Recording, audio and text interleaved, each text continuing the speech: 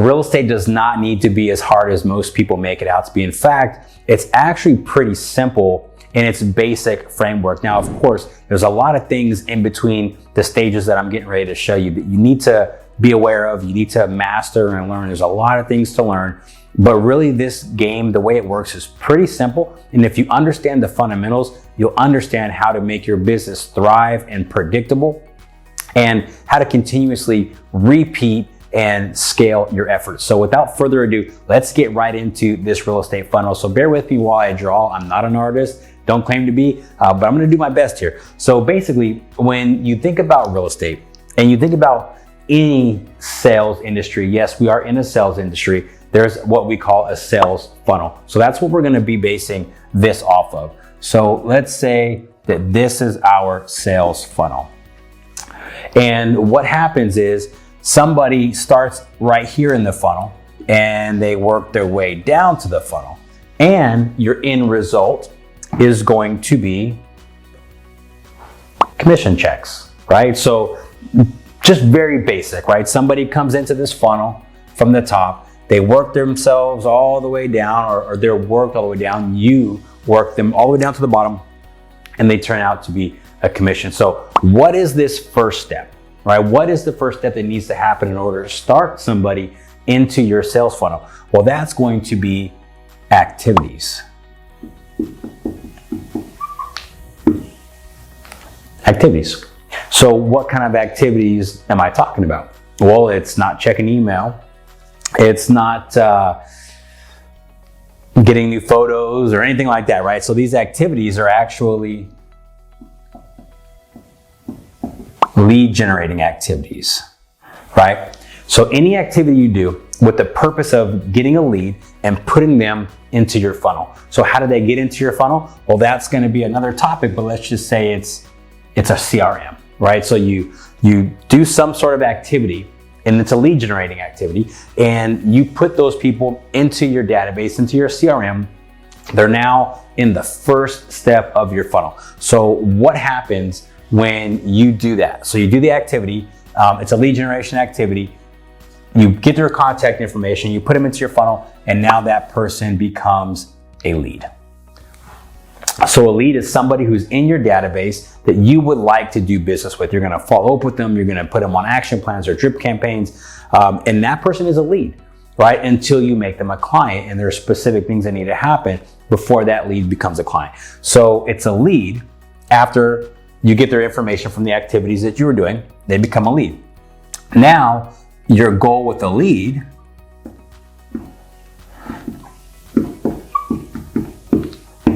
is to set an appointment with that lead, right? So you have a lead in your database, maybe you met them at an open house, maybe they came in off of an ad, whatever.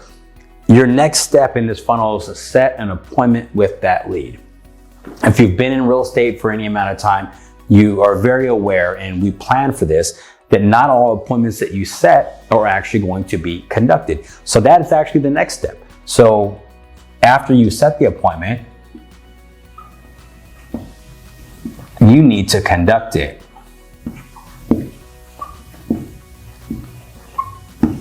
Okay, so that's the fourth layer down, right? We've got the activity. Let's just say it was an open house, right? So you did an open house, you got somebody to sign in, you took that person, you put them in your database, they now became a lead.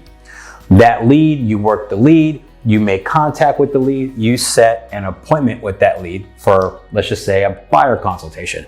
So now you set the appointment, you follow up, you check in, you confirm your appointment day of, and that appointment actually gets conducted. Buyer shows up, you guys have a great rapport, you do your buyer consultation, absolutely kill it. They want to work with you, you want to work with them, it's a good match. Now that person becomes a client. Only once they sign the documents, maybe it's a buyer rep or a listing presentation, until they sign those, they're really not a client. Once they sign them, they're technically, officially a client of yours. So we've got the activity, which was our open house. We got the person's contact information, put them in our database, they became a lead.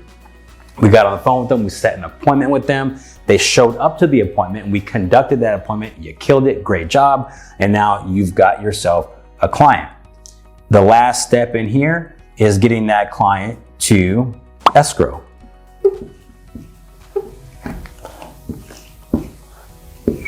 Escrow is when a home goes under contract, right? So maybe it's a buyer, maybe it's a seller, whatever one you're representing. The next step from them, once you make them a client, is to find them a home or find a buyer for their home and put them under contract. They go into escrow. The next step from escrow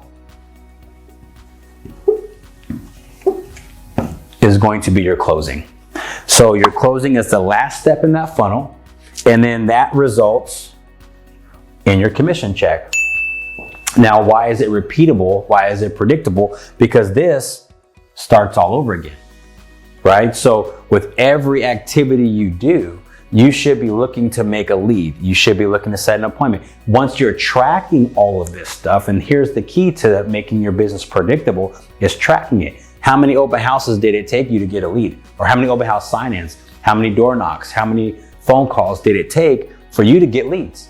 And then once you got the leads, how many times did you have to follow up in order to set an appointment? How many appointments do you have to set in order to conduct one appointment? How many appointments do you need, or how many appointments do you need to set to conduct an appointment and make a client? And then how many of your clients actually move a little bit further down the funnel and turn into escrows or closing? So guys, this is the secret. This is the real estate game.